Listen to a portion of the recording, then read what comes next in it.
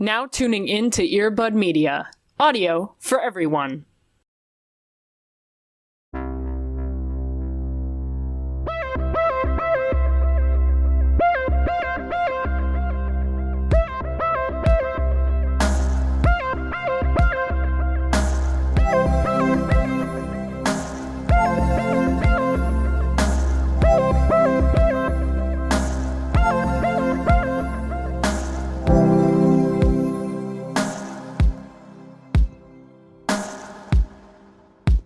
It was great.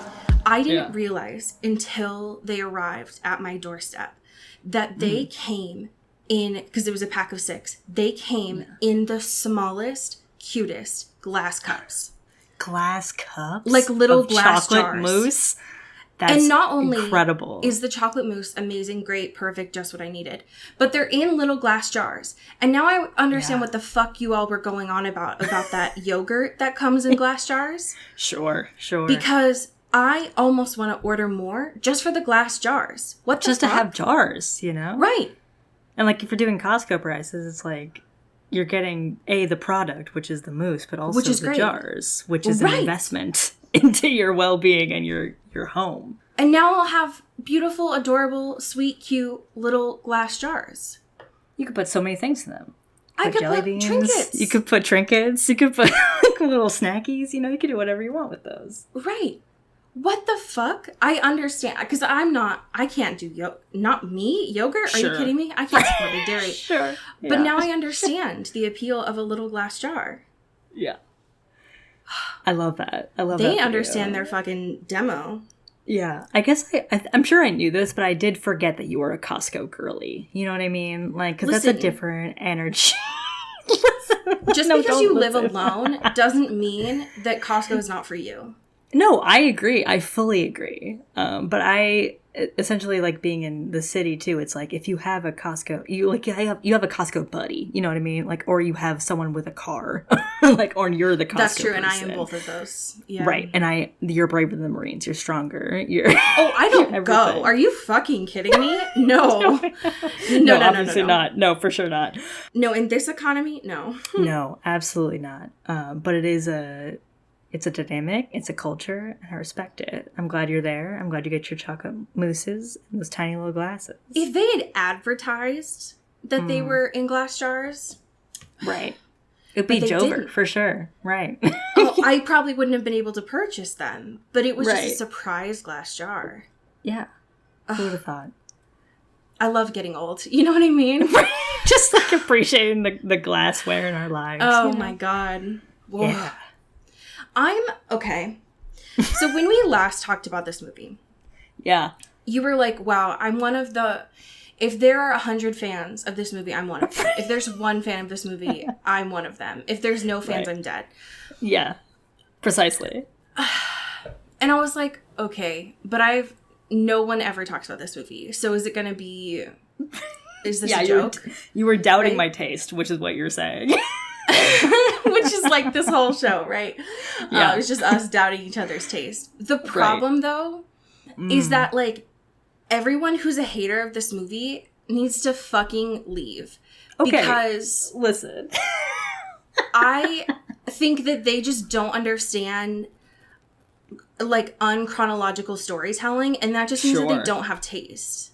Sure. Yeah, no, I agree. Listen, I think it's funny because, like, I don't know if I know people that are haters of this movie necessarily. I just don't think anyone, like, I know, like, 5 people who see this movie in, like, my professional, like, friendship accoutrements, like, vibe. Because I saw this in theaters. I was there in the front lines. It was, like, probably, like, one of the last weeks it was even on screens, because this movie, spoiler alert, flopped so hard, so heavily, incredibly so, compared to its budget. That's so embarrassing because it was incredibly embarrassing. And like, we'll talk about the cast, obviously, but like the money that went into this is bananas. But I was there, and I think it was one of those times, because it was like, what? Budget. Oh, no. Yeah. It was like, what, 2018 when this came out? Yeah. So I was still like in college, and there was those times where I had like at least like a day where I didn't have classes or like a lot of classes. So to see like a movie like midday or like earlier than most. And I was there at my landmark cinema being like, I'm going to see this fucking 2.5-hour movie with people that I trust and love and see what, well, you know what? It's probably like a half off day. See what's going on, what the vibe is, right? Right. And turns out, great fucking flick, y'all. Great fucking flick. It's so good. Yeah. I can't remember the last time that I watched a movie this long and was seated the entire time, enraptured. Yeah. Right. Because I feel like, too, with movies like this, especially longer movies, I think of, like, The Irishman and even this, of, like, I had to be in the theater, like, strapped to my chair. Like, and I do love long movies, but I feel like if I had watched it the first time in another, like, at home or a way to, like, pause or take breaks or something, it would have been a different experience. But I'm glad, like, rewatching this, it felt very still enrapturing. It's still felt very like, I'm there, I'm in it. I don't want to, like, leave because it's like, what's going to happen? Literally in 2 seconds, you know? Right. This movie, I had never seen it, knew nothing about it. I don't even remember it coming out. Like, I don't even think we talked about it. The marketing team was not working. They were not girl bossing at all. No. And the way that this movie exists,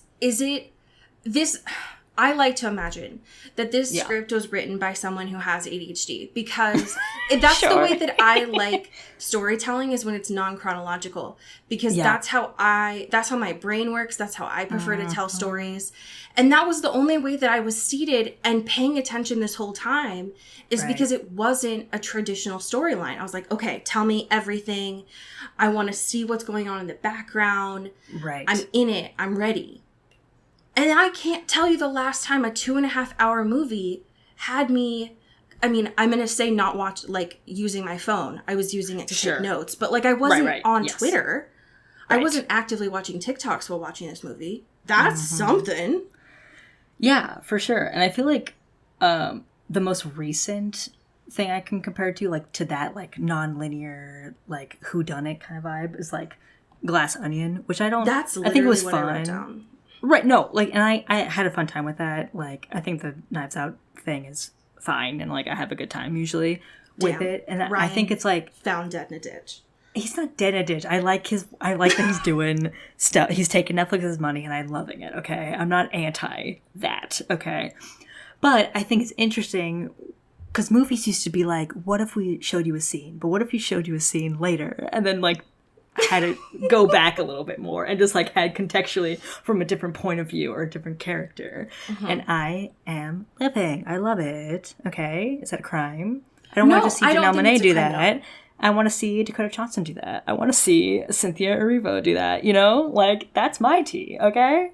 It felt, I wrote down Rian Johnson here, but I think really where Rian Johnson got this from is, like, and this specifically, it reminds me of, like, Hitchcock. Like, for sure. 100%. Like, that is where a lot of that, like, non-linear storytelling comes from. Right. Is like old school movies. It's just that 100%. A lot of people pull it from what they know from a contemporary lens. No, completely. And it's like that frame of storytelling is, like, so embedded in, like, older films. And obviously this film is, like, hearkening back to an older time period, whatever. But, like, I think my theory, I'm not a hater of, you know, Knives Out, Glass Onion, whatever. I'm a big fan of those movies. I'm a fan, temporarily. But, like, I think why people were so obsessed with that is because we had not seen movies like that for a really long time. Yes. And people were like, whoa, you can do this? Like, yeah, people have been doing this forever. And it's awesome and it rocks and it rules. And we can just, like, have a cool, like, murder mystery, culty vibe, old hotel situation. And it got promo, like, which this didn't. Exactly. And it's like, it felt very new, but it's like, homie, go back 40, 50, 70 years. Like, we're there, baby. This is all the movies were. And it's awesome and it rules and it rocks. But this feels, like, very akin to that, like, Hitchcockian, like, era of stuff. And the, like, whoa, tenseness and what we're going to do, you know, which I love. Which especially, like, okay, I can't remember I was trying to think back when I was watching this of the last movie we covered that has made me cry like multiple times, because this movie made me cry multiple times. Interesting. And I think it was 13. Oh, sure. Yeah, 100%. That was and I think these are the only ones that we've covered in almost 8 years that have made me cry. I love that. And for very different reasons. Yeah, I would assume so. Jesus Christ. Yeah. But like, I fully was not expecting that going into this, because I knew looking at it, I was like, ensemble cast.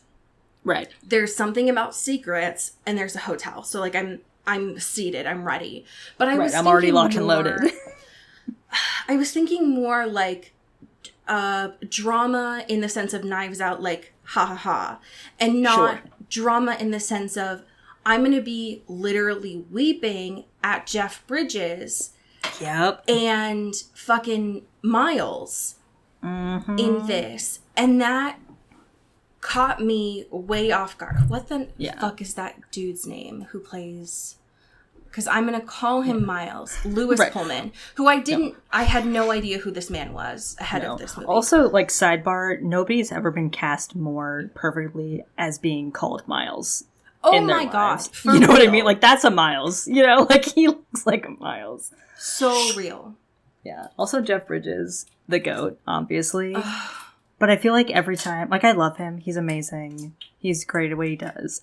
But I feel like sometimes, like, I see him and stuff, and I'm, like, surprised. Which I don't know why I am. Austin Butler effect, yeah.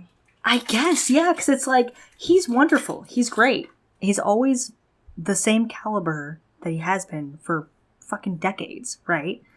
But every time I'm like, damn, this guy's really fucking good.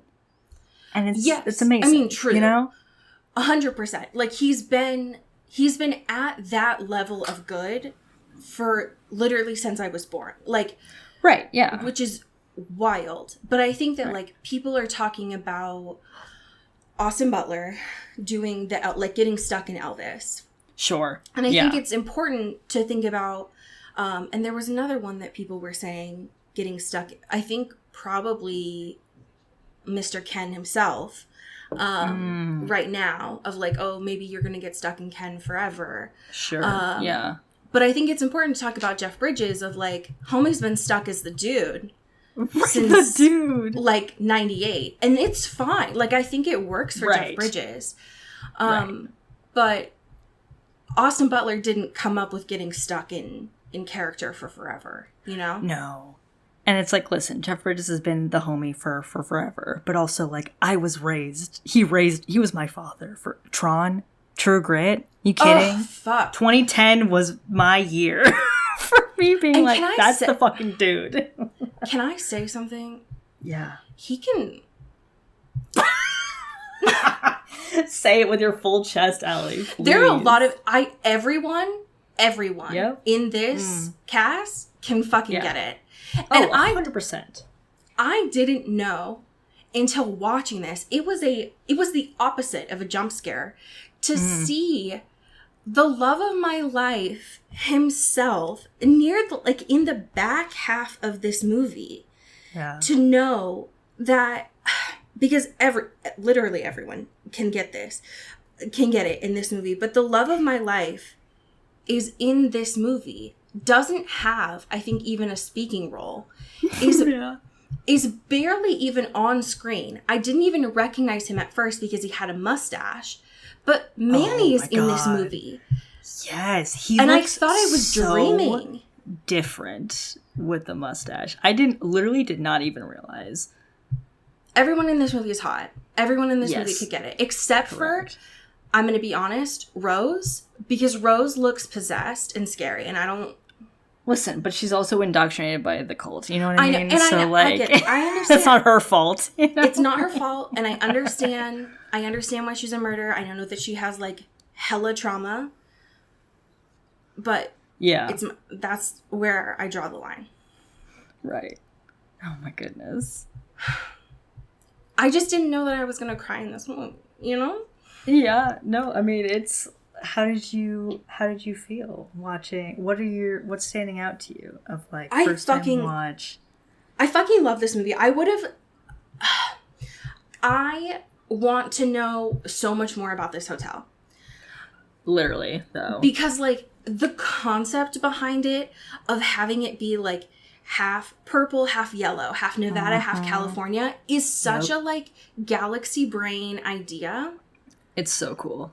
And it's the set design in this movie is... I was so creeped out the whole time, and it is fully because the set design... Like, that is where the budget... Like, the budget went first to the ensemble cast, and then to the set design. It's immaculate. Like, like, I've only watched this movie twice now, but, like, I still, like, feel, like, shudders when I see or think about the first time Mr. Don Draper walks through the, like, the secret alleyway where you see, like, the mirrors, the not like one-sided mirrors where like you just see through everything, and hit the speaker with Cynthia Erivo just like singing or rehearsing her song.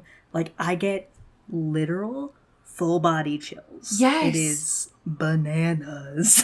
And so much of this movie, especially when it first starts, right, where Ron Swanson himself, I know that his name is Felix in this, but I'm choosing to believe it's Ron Swanson. Yeah. Is it feel a lot of this movie feels like it's set up like a play, and I didn't look up before this if it was adapted from something, like if it was adapted from a book or a play, but it feels like it because that first scene where we just see Felix digging under the floorboards, and it's just a like static. Yup. And then, but that happens quite a bit too throughout the movie because we see all of the different rooms and we're like looking at it from behind the observation spot. I loved that. I thought that it was super cool because you could imagine it being adapted onto a set, like a play set, which is super cool. Right. I will tell you, this is not an adaptation of any sort. This really? is a fully original type beat. Like, that's wild. Because like Drew Goddard, famously known for like Cabin in the Woods, like that was his like big thing before this, and also like writing for Buffy. I think also like Cloverfield. I think he did. That makes so much. The Martian. But like this was like a fully original project. Like, he was like started writing it like a few years earlier, and like had also with like the screenplay like had this like track list or like song list of things inside the screenplay, and being like, essentially he was like telling studios like that were optioning it, being like, hey, like you shouldn't buy the script if you don't think you can buy the licenses for these songs, which like makes a lot of sense given like the actual songs in the film, and like how important they are to like the actual like living, breathing product that is the end that's result. a very like Edgar Wright type beat. For sure. Yeah. It's like, I have this playlist, you cannot change anything. Like, do not at me if you don't want to do this and like pay, you know, millions of dollars to like secure these funds, you know. Which slay, honestly. That's wild that this is like a fully new thing, because it, not in a bad way, but in a good way, feels like an adaptation from the way that it is set up. Damn. Okay. All right. Great. Yeah. Listen, we used to make movies. You know what I mean? We used to make motion pictures fully dissolved of adaptations of previous work. Whatever. We used to have pictures, you know? God damn. This is the only thing that I'll say here is I just want to watch an ensemble movie where John Hamm doesn't die before the back half of the movie. God, I forgot about that particular, because the one thing I remembered of this from my first watch was his accent, right? Which is horrendous. It's so bad, but it's so Don Draper that I love it. It's incredible. Yes, it's incredibly Don Draper. And I was like, is this going to be the next 2.5 hours of this movie? Thank God within like 20 minutes it was not anymore. But I was like, I don't know, man. I don't what this is gonna be. I'm scared. He was playing the, like, because the first part of this movie is very much like playing, like, imposter, right? And he's playing it so on the offensive. Yes. Of, like, I'm just a vacuum salesman. Right. Like, you know a lady that has a vacuum that, like, needs a vacuum? Come on. Of course I'm going to expense the honeymoon suite on my company card. And it's like, duh, John Hamm, I know this is fake.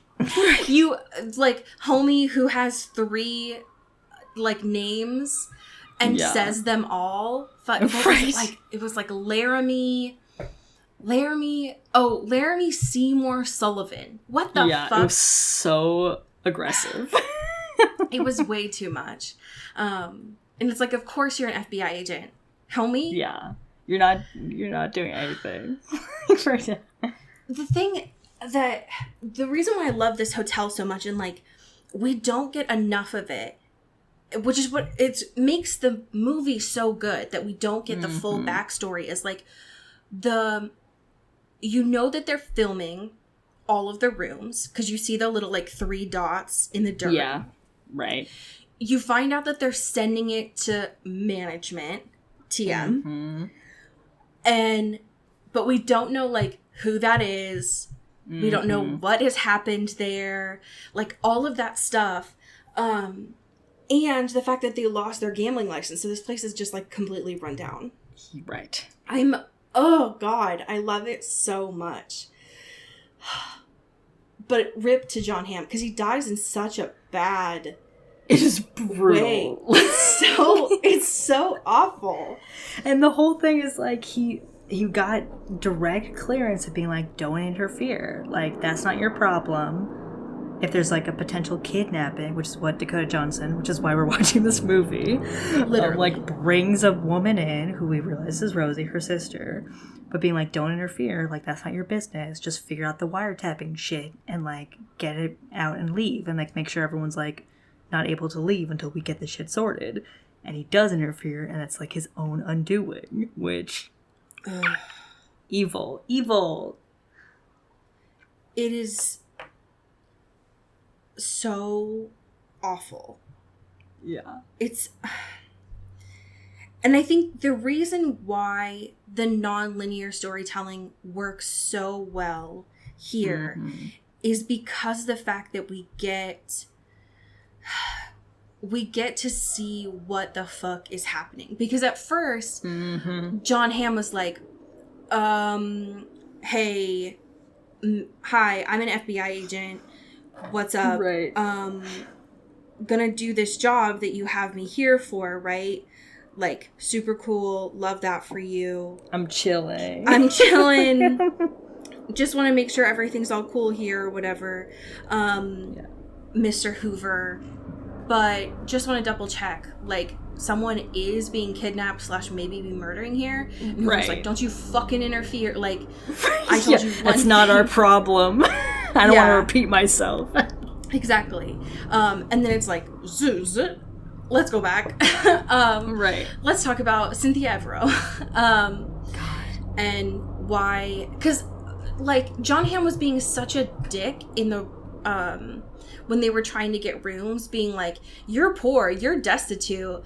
Right. Why'd you bring all these bedrolls, you poor woman? And it's like, what? And then cue to her in the observation room, and she's just, like, belting because she's a kick-ass singer. Yeah. God. She is so incredibly... Like, this is not news to anyone, but she's so incredibly talented. It's fucked up.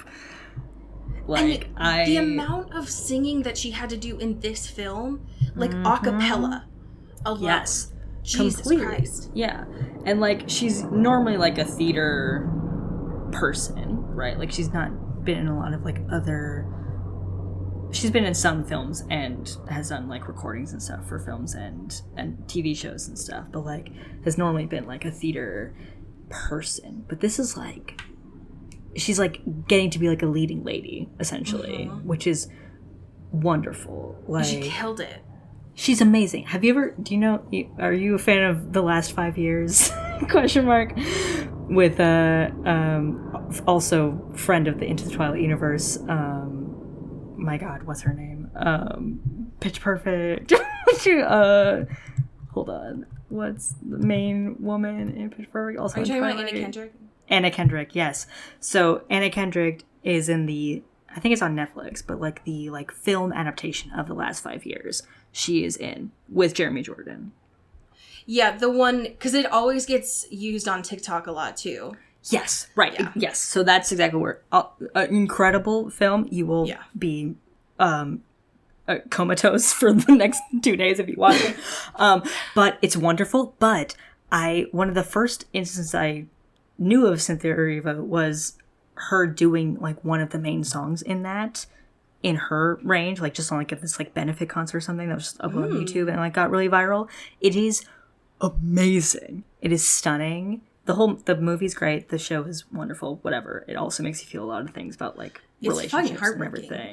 It's incredibly heartbreaking. But her rendition of it is, I want the whole thing of her. I want all of it of her. And she only gave us a little bit. And honestly, that's all we deserve. And that's fine. But it's wonderful. It's amazing. Knowing now that this script was set up with music in mind makes a lot of sense, because Darlene's secret TM is about music, but her whole character uses music.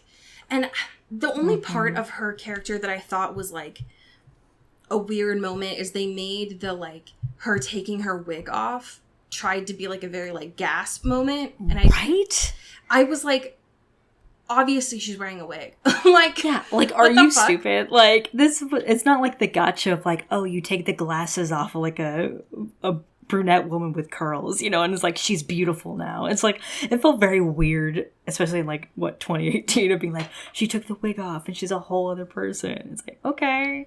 Like, if you're trying that's not the gotcha you think it is. Like, code switching thing? Sure. Right. But like, I guess. What the fuck? Like, yeah, it's like the mid 70s in this. You're telling me that the average person here doesn't know that Black women usually wear wigs in like a professional like stage context like this? All right, fuck off. Like, okay, but sure. One of my favorite moments about her. One, I love the dynamic between her and Father Flynn. Yes, 100%. I love the like enemies to friends that they have. Literally. So good. But the part that like really stands out to me between their dynamic, especially the like use of music, is the clapping in her room. That scene fuck is so fucking fire, because like contextually within the narrative, it's like Jeff Bridges, his brother, a decade ago, him and his brother like got a bunch of money, or stole a bunch of money, and like not God, but like stole a bunch of money and buried it in one of the rooms in the hotel. And then Jeff Bridges' character was the only one who served time for it. His brother died during an altercation, yada yada, after burying it. And like he kind of like guessed wrong which room it was in after he got out of prison. Like he was recently released like days prior to him being there. So he was like, this is going to be my thing. I'm at least going to get this so it's not in vain, right? And then this being this whole like thing, and it turns out to be in Cynthia Erivo's room, of being like, we have to like, I know we're like on shaky footing of like, I try to drug you, you try to maybe bash me in the head with a liquor bottle, like it's cool, but also there's probably a huge chunk of change in there, we could split it. And then doing this like, and also all of her, like her voice is like the through line of this entire thing, right? Literally, like it's so much of like the most impactful scenes of this film, of being like hearing it from the outside, especially like, Dakota Johnson like pushes the button and being like hearing her do this like song with the clapping on like each tempo, and him like hitting the floorboards to like get it open so like no one suspects anything. It is gorgeous. It's beautiful. It's fucking amazing. And It's they're so making well- eye contact, like, because Right. you're supposed to assume that Darlene is just, like, trying to watch her body movements while performing, but she's very clearly watching Emily, aka Dakota Johnson, on the other side of this one-way mirror. It's a one-way, yeah. Yeah. And she's Emily has this huge shotgun. Yeah. And it's so intense with Cynthia Erivo's just a cappella beautiful voice. And Jeff Bridges acting concussed, trying to get under these floorboards. It's so intense, but so beautiful at the same time. So good. Yeah. Fuck. Speaking of awful accents, but I was entranced by them. Can we talk about Dakota's voice in this? Fuck. She puts in the work, okay? I love her in this. I love her. Listen, and I know this is a bold thing to say, but I feel like, because this is such a, like, large cast, right? It's a very, like, notable ensemble cast. Almost everyone's a huge name at this point. Yeah. In their careers.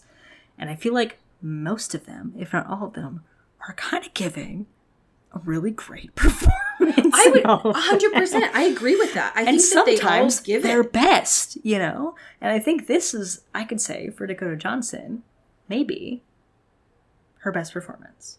I really liked her. I think we've watched 2 movies that have stood out to me in her performance recently. Yes. This one and wow, it just escaped me. All I can think about is the Otter Pop. But the the Bar Mitzvah one. The Bar Mitzvah one, yes. Yeah, hold on. Dakota Johnson. I mean, she's also great in, hold on, that other one. Cha-Cha Real Smooth. That's the one. Because we also saw, she's also great in The Lost Daughter. I think that's also a great performance. That's for her, true. For sure. I think she's had a good run recently. Right. Like, the last, 5 years for sure is, definitely a switch of more, the drama. But also not fully drama. Drama with a slight bit of camp, a slight bit of something else with it. You know? Being just, a different... Yes. What we've seen of her, I guess. Outside of Persuasion, which is just a fully different situation, which we've talked about. We've talked about that movie. Listen. You know? But, this, I think, is... And she does some accent work here that maybe I'm not a fan of all the way through. But she committed. I'll give you that. She committed to the bit, and I think, the relationship stuff was there. And the stuff with, obviously, the Chris Hemsworth of it all was very present. Oh, my God. You know? And we should talk about Chris Hemsworth in this at some point. So when Dakota Johnson came in, the whole I was already rooting for her when she came in and she was like, I need a room, and then Miles comes out from behind and starts to do the this is a bi-state hotel, and she's like, I don't care, give me this room, and he's like, I don't care if the room is clean, just give me whatever, I want this one, fuck and you. He's like, Miles is so tired, and he's like, okay. So I was already rooting for her there. And then when I thought that she was going to kill someone and that she might have been the one that killed the Malibu Barbie couple, I was like, fuck yes, let's go. Yeah. And then to find out that it's her sister who killed them and she's trying to get them away from Billy Bob, the cult leader, I was like, oh my God, what? Yeah. I don't like Rose. I think that Rose was cast really well. Yes, 100%. She was very, gives, I'm possessed by a doll, and I have it was a very traumatic Charles childhood. Manson, yes, young woman under the fold for sure. Very much like that. So I think her name is Kaylee Spaney. I feel like she's in the same casting rooms as Margaret Qualley. Yes, for sure, for sure. Would be very convincing in a Manson cult. Yes. 100%. That and in Mad Men kind of thing, right? But this whole time I've been waiting, like, where's Thor? I wrote that down in my notes all the time, like, where's Thor? Because I couldn't fucking remember, like, which Hemsworth is this. Sure. There's so many, you know what I mean? So many Hemsworths. And then Rose calls, and I'm like, fuck. And then it's just shirtless, flowers. I see this man's bare ass, and I'm like, what? Yeah. And of course he's a cult leader. Can I say, weirdly, I think this is the best thing Chris Hemsworth has ever done. No, literally, I agree with you. Like, just on his dancing with the cherry pie. Oh my scene God. alone, he's done anything. This is the best thing he's ever done. Point blank, period. Sorry to the Hemsworth stands. Like, this is it. Rent was you know what I mean? due. He delivered so much work into this. And, like, yes. The scenes near the end when Darlene and Billy are interacting. And one of my favorite moments that I wrote down is when Darlene was like, I can see right through you. I don't give a fuck. I just want to, like, shut the fuck up. I just want to sit and listen to the rain. And Billy's like, no one has ever called me out on my shit before. I hate this. And, like, his persona drops. I was like, holy shit, can Chris Hemsworth act? What is this? I'm saying, it's wonderful. Why did they put him in Marvel when he can act? Yeah. Like, he can actually do shit like this. And so many of the Marvel people trapped in Marvel contracts can do shit like this. Marvel put him in a fucking fat suit when he can be a cult leader. What is this? Yeah. That scene was like with the like when they were literally doing a roulette, like a Russian roulette. I wrote down in my notes, I literally didn't think he was going to kill Dakota Johnson. Right. And then he did it, and I was like, fuck, okay. Yeah, all right, go off, you know? Do what you gotta do, I guess. God. I'm looking at the Wikipedia page for Drew Goddard, who directed this, who we love. And apparently, too, in 2013, he was set to, like, write and maybe direct a Spider-Man movie about the Sinister Six. Like, about the, like, homies. Or not the homies, the adversaries. Right. Not, could you imagine? Oh my god, yes. And it was always, like, a thing that happened, and it was just, like, not because of, like, the Sony Spider-Man reboot, like, all the, like, different MCU things going on with it. Not MCU, but, like, you know, like, all this different, like, studio stuff going on. And it's apparently in, like, 2018, they're like, yeah, it's still, like, a thing that's gonna happen, and since then it's, like, not happening, especially since all the other Spider-Man developments that have been happening. But, like, god, could you imagine him, like, writing a Sinister Six movie with, like, this kind of, like, tension dynamic? Hello? Wait, this pisses me off because he apparently was supposed to be the EP and showrunner for Daredevil. Yeah. And that kills me because this would have changed. I mean, if there's one fan of Daredevil, it's me. But, like, that would have changed everything because this man has so much trauma. It's so clear, and that would have brought so much spice. Right. Oh my god.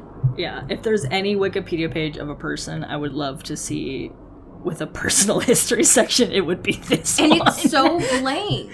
And you don't get it. You don't get it. It doesn't. You don't get it. And that's fine. You get just, like, he was born in Texas. And, like, he raised in New Mexico. And that's it. And honestly, whatever. I respect it. I love it. I do want to know more about his sick, twisted fucking mind. Okay?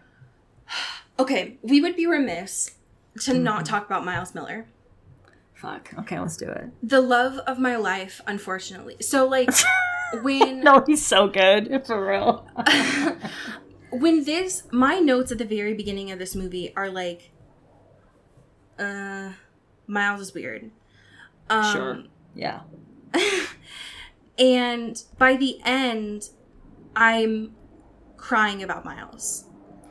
Yeah. It's such a fun bait and switch of, like, you think he's just, like, this guy who's not running, but like he's there, you know, barely at the hotel. You don't really like get what his deal is. And it's even when like John Hamm gets shot and he's like right behind. Oh my god. Behind the mirror and stuff. He's you like, think you maybe shot me he's in the gone face. you know, right. And then you're like, this guy actually has like capital T trauma, right? And it turns out he's like a fucking army guy who's killed a lot. And like him being with so much of his like interactions with Jeff Bridges' character as the pastor, who is clearly not a pastor. It's so clearly. He just has the collar. Like, that's it. But he's like, I haven't been able to tell anyone this and my sins and stuff. Can anyone listen to me? How dare you? What the fuck? Oh my god. Like, everyone clocks Jeff Bridges from the jump. They're like, yes. Yeah, father. Okay. Yeah, okay. Like quotation marks, father. Because, like, everyone at the jump knows that, like, they can tell, like, you don't just come to this hotel anymore unless you have something to hide. And so they're like, yeah, father, wink. Right. And so, but Miles is, like, just drowning in secrets. Like, needs someone to absolve him of his guilt. And it is so heartbreaking to watch because Father Flynn is like, hey bud, I don't know who I am anymore, literally, because I have so many memory issues. I have allegedly like alcohol induced and probably concussion induced Alzheimer's at this point. I literally don't know my own name. But I know I'm not a priest, but by the end of this, I'll pretend for you. And that fucked me up so hard. It's brutal, because that's all he needed, even if it wasn't real. Just to have that, like, being like, you're forgiven, bud. Like, go off. Peace be with you. Whatever. And, like, the whole thing during all of this, like, after Miles gets shot in the face, and he's not, like, literally shot in the face, he just has, like, buckshot from when Emily just obliterates Laramie. God, so quickly. And Miles just, unfortunately, is behind him when this happens. And he's like, that wasn't nice that you shot me in the face. Right. But Rose this whole time is like, listen, we don't have to kill you. It's up to my scary boyfriend, Billy. Yeah. It's up to baby Billy. Baby Billy. Baby Billy Lee. Literally. And so the fact that, like, by the end of this, Miles, like, switches back into nom mode and just headshots everybody. Terrifying. Scary. Yes. Horrific. Miles going from sad boy to scary boy. Right. It's like, I can't kill any more people unless you hand me this gun.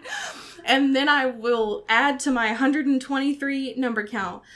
And when he's like, Father, take this gun. I'm like, fucking please, Jesus Christ, get this away from him. But the whole thing was Rose was like, we don't have to kill you.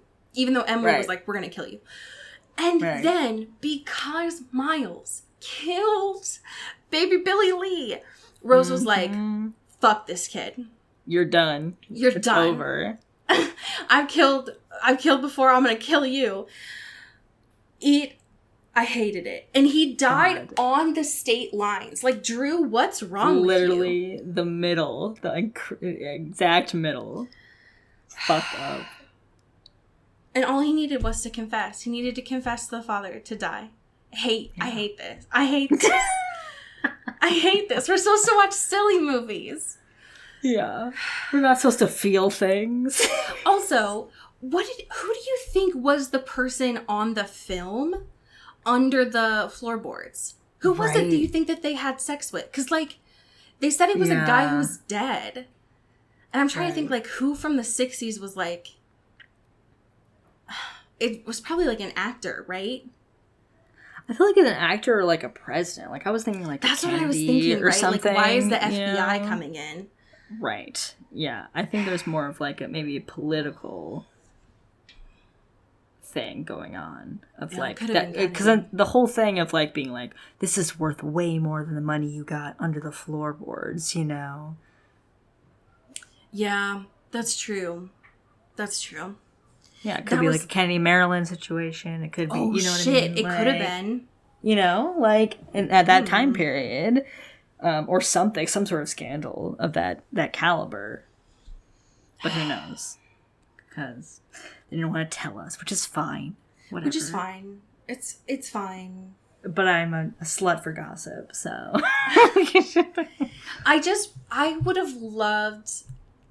I would love more, like a mini series about the shenanigans that happened at this hotel. No, for sure. And I think you, at the beginning of this, when you're like, I want to know more about this hotel, right? Because it seems like this point could only be told in this way, right?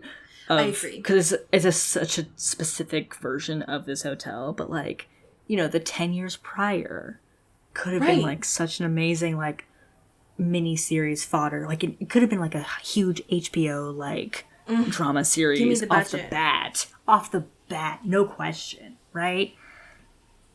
Of like and a set like this, you could play with characters like this. The weird nuances. Like, they can't drink on the Nevada side of the hotel. Right. What? Yeah. It's just so silly, but I'm obsessed with it.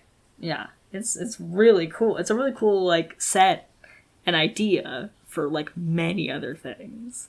It could have been had its own cinematic universe. Yes.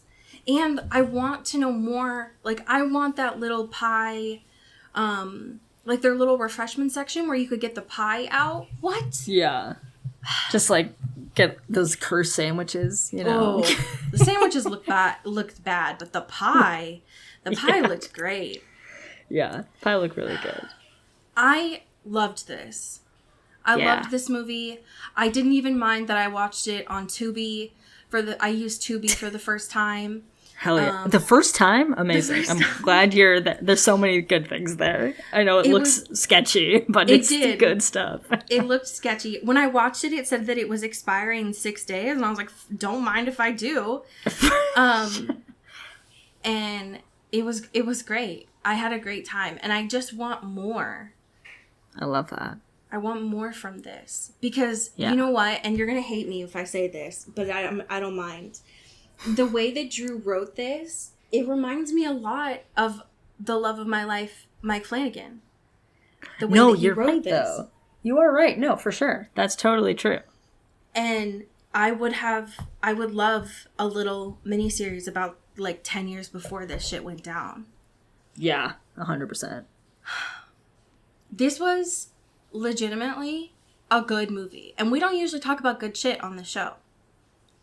That's true. It's weird. It's weird to have watched something that I was We're in a new foreign space. What's going on? We have some amazing patrons to thank. Cody, do you want to start us off?